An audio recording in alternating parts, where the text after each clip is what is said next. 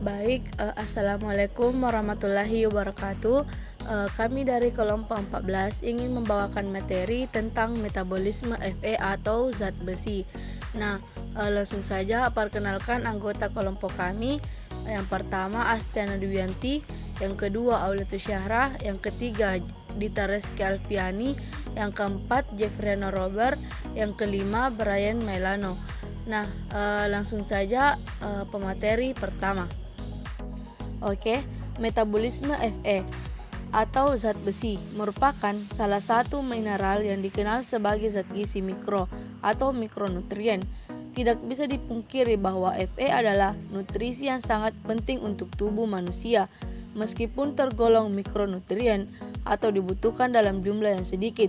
Zat besi Fe merupakan mikroelemen yang esensial bagi tubuh. Besi atau Fe adalah logam transisi dan memiliki nomor atom 26. Bilangan oksidasi Fe adalah plus 3 dan plus 2. Fe memiliki berat atom 55,845 gram per mol, titik leleh 1538 derajat Celcius, dan titik didih 2861 derajat Celcius.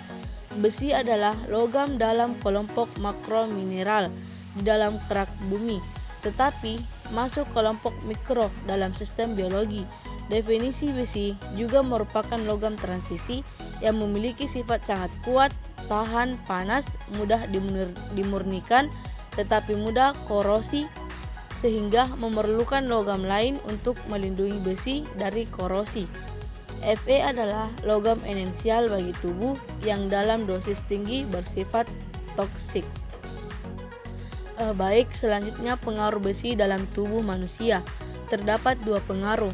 Yang pertama, adanya unsur-unsur besi dalam air diperlukan untuk memenuhi kebutuhan tubuh akan unsur tersebut. Zat besi merupakan suatu unsur yang penting dan berguna untuk metabolisme tubuh. Untuk keperluan ini, tubuh membutuhkan 7-35 magnesium unsur tersebut per hari, yang tidak hanya diperoleh dari air. Konsentrasi unsur ini dalam air yang melebihi kurang lebih 2 magnesium per liter akan menimbulkan noda-noda pada peralatan dan bahan-bahan yang berwarna putih. Yang kedua, tubuh manusia hanya mengandung besi sebanyak 4 gram. Adanya unsur besi di dalam tubuh berfungsi untuk memenuhi kebutuhan akan unsur tersebut dalam mengatur metabolisme tubuh. Di dalam tubuh, sebagian besar unsur besi terdapat hemoglobin, pigmen merah yang terdapat di dalam sel darah merah. Karena itulah masukan besi setiap hari sangat diperlukan untuk mengganti zat besi yang hilang melalui tinja, air kencing, dan kulit. Baik, saya akan melanjutkan materi selanjutnya, yaitu ada dua jenis zat besi yang berada di dalam makanan. Zat besi yang berasal dari heme atau dari hewan, di mana zat besi yang berasal dari hem merupakan penyusun hemoglobin dan mioglobin. Zat besi jenis ini terkandung dalam daging, ikan, dan unggas serta hasil olahan darah, di mana zat besi jenis hem terhitung sebagai fraksi yang relatif kecil dari seluruh masukan zat besi, biasanya kurang dari 1-2 mg per hari. Zat besi yang berasal dari non-heme atau dari tanaman. Zat besi non-hem merupakan sumber yang lebih penting yang ditemukan dalam tingkat yang berbeda-beda pada seluruh makanan yang berasal dari tumbuhan. Selanjutnya, zat besi non-hem ini dapat dibagi menjadi 3, yaitu zat besi makanan, di mana berasal dari sayuran dan kacang-kacangan. 2, zat besi cemaran, berasal dari tanah, debu, air, panik, besi, dan lainnya. Yang terakhir yaitu zat besi fortifikasi, itu suatu zat yang berasal dari campuran zat besi yang digunakan bervariasi dan potensi penyediaannya. Sekian. Adapun fungsi V. Fungsi V zat besi mempunyai peranan atau manfaat yang penting dalam pengangkutan oksigen dari paru-paru ke tisu. Zat besi bergabung dengan oksigen di dalam paru-paru dan melepaskan oksigen dalam tisu-tisu yang memerlukan. Selanjutnya, manfaat zat besi bagi tubuh. terbagi menjadi 5. Yang pertama digunakan dalam pembuatan hemoglobin dan mioglobin.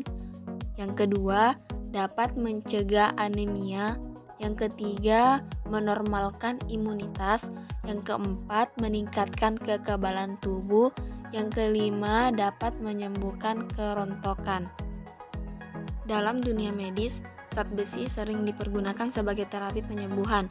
Yang pertama, mengatasi gejala anemia yang disebabkan kekurangan zat besi yang umum. Yang kedua, sebagai suplemen, zat besi juga sering ditambahkan dalam asupan bagi ibu hamil dan menyusui, dan bagi wanita yang sedang menstruasi. Baik, berikut saya lanjutkan, yaitu sumber Fe. Zat besi mudah didapat secara alami dari berbagai jenis sayuran, daging, buah, dan kacang-kacangan. Sumber hewani maupun nabati yang mengandung zat besi diantaranya hati, daging, unggas atau ikan, kerang, telur, susu, dan sayur-sayuran hijau seperti bayam dan selada.